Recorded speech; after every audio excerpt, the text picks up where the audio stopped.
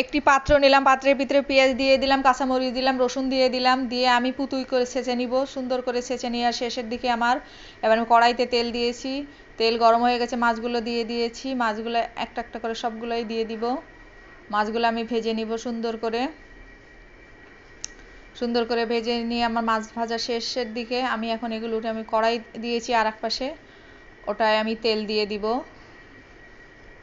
হ্যাঁ, আমি পেঁয়াজ কাঁচামরিচ যেগুলো ছেঁচে রাখছি এগুলো এর ভিতরে দিয়ে সুন্দর করে নাড়াচাড়া দিয়ে নিব।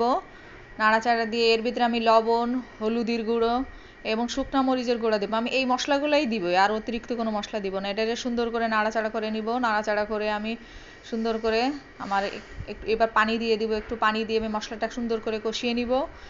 কষিয়ে নিচ্ছি, আমার মশলাটা প্রায় কষানো শেষের দিকে। এখন আমি ঝোলের পানি দিয়ে দিব, কারণ ঝোলের পানিটা দিয়ে আমি পানিটাকে একটু সুন্দর করে ফুটিয়ে নিব।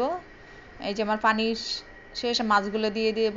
মাছগুলো আমি দিয়ে দিলাম এক এক করে, সবগুলো দিয়ে দেওয়া শেষ। এখন আমি খুন্তি দিয়ে সুন্দর করে নাড়াচাড়া দিয়ে মাছটাকে ডুবিয়ে দিব। এই যে আমার প্রায় মাছ শেষের দিকে, এখন আমি একটু উল্টাই দিলাম। এর ভিতরে আমি এখন একটু জিরার গুঁড়ি দিয়ে দিব, শুকনো জিরা তেল এই করে রাখছি ওটা দিয়ে দিলাম। আমার মাছ শেষ। খেয়ে দেখেন, এটা খুব মজা।